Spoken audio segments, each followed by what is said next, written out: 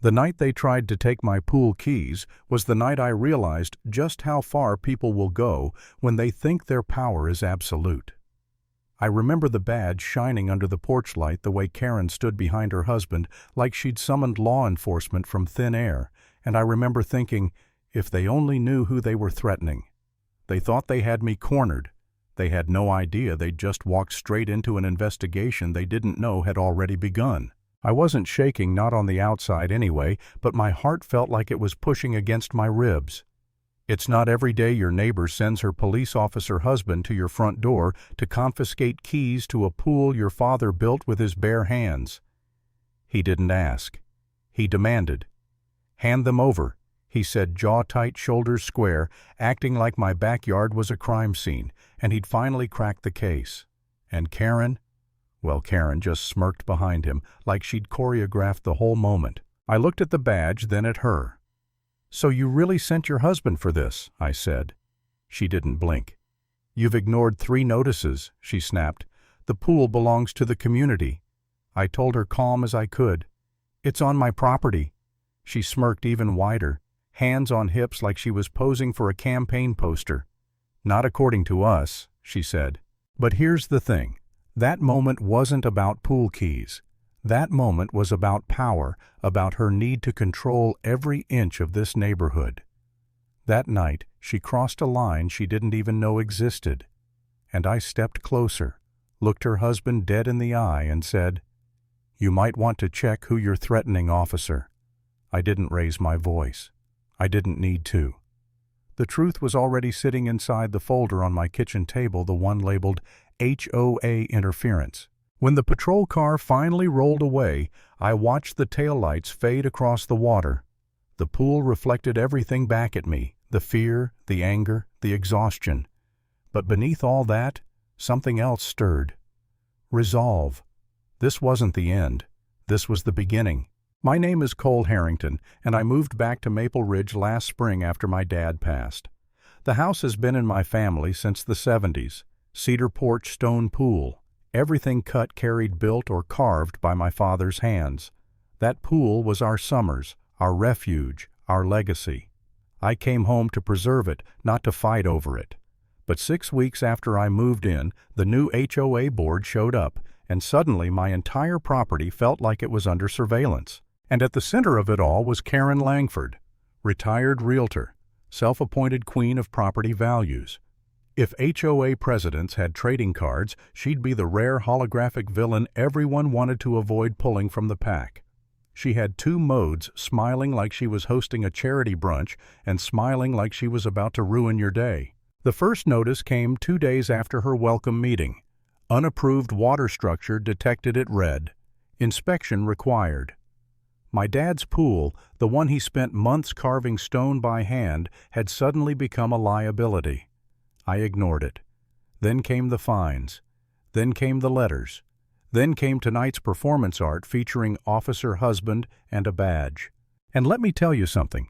Intimidation is just paperwork with an attitude, and I've spent a whole career navigating much worse. What Karen didn't know was that my dad didn't just build a pool. He tapped into a natural spring that runs straight through the hill behind our property. He'd filed the paperwork decades ago with the county, and somewhere in a dusty drawer in a government office, the original maps still existed. But to Karen, facts didn't matter. What mattered was control. The HOA started sending drones over the property, little mechanical mosquitoes hovering above the water. I'd wave at them sometimes, flip them off, but they kept coming. Then I noticed neighbors walking their dogs along my fence line while snapping pictures. One afternoon, I caught Karen herself standing by my gate, holding a clipboard like it was a badge. When I told her she was trespassing, she smiled wide enough to show all her teeth and said, "Just verifying compliance." Compliance, that was her favorite word. Then one weekend an envelope landed in my mailbox, urgent stamped official looking. Inside a fine for $2,500 for illegal community water usage. No warning, no hearing, just a number Karen pulled from whatever dark place HOA presidents store their creativity. I walked straight to her yard. She was trimming roses like she was preparing a weapon. "Is this a joke?" I asked. She didn't look up. "Rules are rules," she chirped. "You'll find payment instructions on the back." I told her I didn't owe her a dime. She stepped closer, lowered her voice, and said, "You think you're special because your father built that pool. Around here we follow the book." I asked, "Whose book?" She snapped her shears shut and said, "Mine." That sound, the metal snapping closed, felt like a warning shot. That night I pulled out every document my dad ever saved. Permits, plat maps, old blueprints. I sat under a dim porch light flipping page after page until I found something Karen never imagined. The spring feeding the pool wasn't just outside the HOA boundary. It was part of a federally protected watershed. An Army Corps of Engineers easement from 1979, stamped, sealed, legitimate, meaning the HOA had less than zero authority over it. But I didn't run to show her. Not yet. I needed more. And I was starting to realize something important: bullies only win when you fight them alone. Over the next weeks, everything escalated. Drone flights doubled. Noise complaints tripled even when I wasn't home. Neighbors whispered. Flyers appeared on mailboxes calling me a community safety concern. Trash cans tipped over. Mail left half opened. And always, always Karen's husband in his cruiser engine, idling headlights pointed at my house like an accusation. One night he sat there for nearly 20 minutes.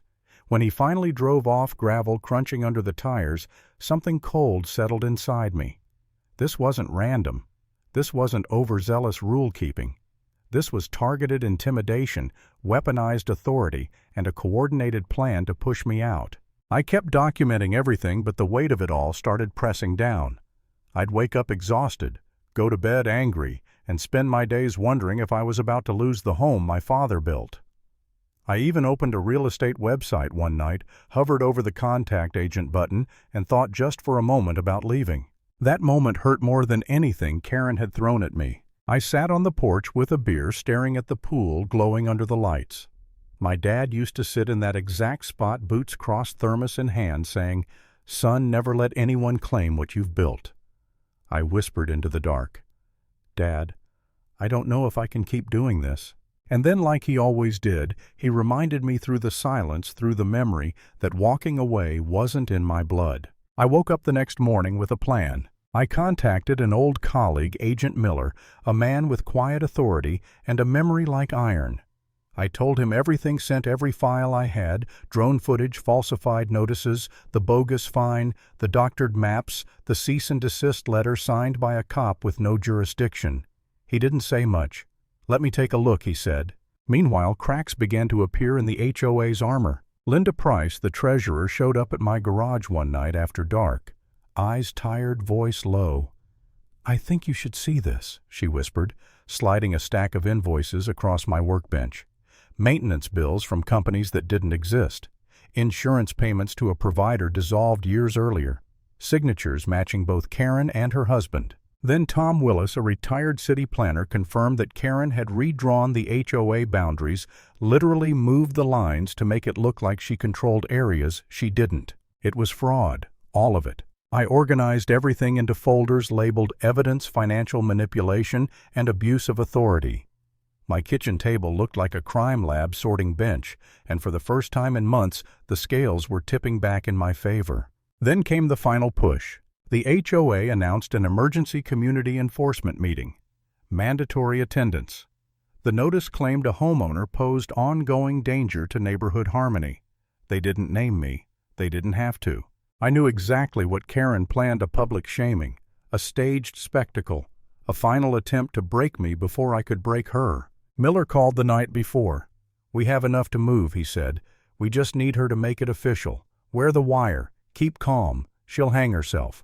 So I walked into that clubhouse on Saturday at 7 p.m., chest steady, hands cool, recorder humming softly beneath my shirt. The place was packed, neighbors, whispering, eyes tracking me like I'd walked into a courtroom. Karen stood at the front, smiling like she was about to win a prize. Her husband beside her, no badge this time, but the holster still strapped to his hip for intimidation. She started her slideshow pictures of my yard, my pool, even my cameras, as if I were some criminal mastermind running a rogue aquatics facility. This, she declared, is what happens when one person refuses to follow the community's standards. Her husband stepped forward, pulling an envelope from his jacket. "I'm here to collect the community's property, specifically the pool keys." The room went quiet. I stood up slowly. "You really want to make this official?" I asked. Karen blinked, confused. "Excuse me?" I stepped closer. "Then let's make it official." Right on cue, engines rumbled outside. Tires crunched on gravel. Blue lights spilled through the clubhouse windows, washing the room in a cold glow. Karen's face drained of color. Her husband stiffened. And then the doors opened. Federal agents walked in, calm, authoritative, poised, and behind them, dead center, came Miller. He didn't smile. He didn't need to.